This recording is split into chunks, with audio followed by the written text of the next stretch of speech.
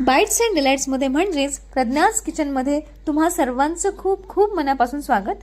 आज आपण बनवणार आहोत चाट, पाणीपुरी आणि भेळची चव दुप्पट करणारी आंबट गोड तिखट आणि चटकदार चिंचेची चटणी। चला तर मग रेसिपीला वेळ वाया न घालवता इथे आपण सुरुवात करूया। सगळ्यात आधी आदल्या रात्री मी चिंच पाण्यात भिजत ठेवली होती। दुसऱ्या दिवशी सकाळी चिंचेतील सर्व बिया वेगळ्या करून हाताने छान मॅश करून घेतलं आणि पीठ गाळाच्या चाळणीने गाळून एकदम स्मूथ असा चिंचेचा कोळ पल्प काढून घेतला।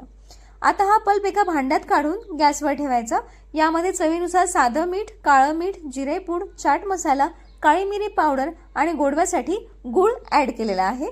चटणीला छान लालसर रंग येण्यासाठी मी अंबारी तिखट वापरलेला आहे। तुम्ही इथे लाल काश्मीरी तिखट वापरू शकता किंवा साधं तिखट सुद्धा तुम्ही इथे वापरू शकता। हे सर्व साहित्य व्यवस्थित मिक्स करून मंद आचेवर साधारण 15 ते 20 मिनिटे छान उकळून घ्यायचं आहे। सुरुवातीला चटणी थोडी पातळ वाटेल, पण गूळ घातल्यामुळे थंड झाल्यावर ती चटणी छान दाटसर होते। तयार झालेली आहे इथे परफेक्ट चिंचेची आंबट गोड तिखट चटकदार चटणी। ही चटणी तुम्ही पाणीपुरी, भेळ, दाबेली, समोसा आणि दहीवड्यांसोबत एन्जॉय करू शकता। फ्रीज मध्ये ठेवल्यास ही चटणी बरेच दिवस छान टिकते। रेसिपी आवडली असेल तर लाईक करा, चॅनलला सबस्क्राइब करा। तोपर्यंत नवनवीन रेसिपीज बघत चला, बनवत चला आणि खात रहा। भेटूया पुढच्या रेसिपीमध्ये।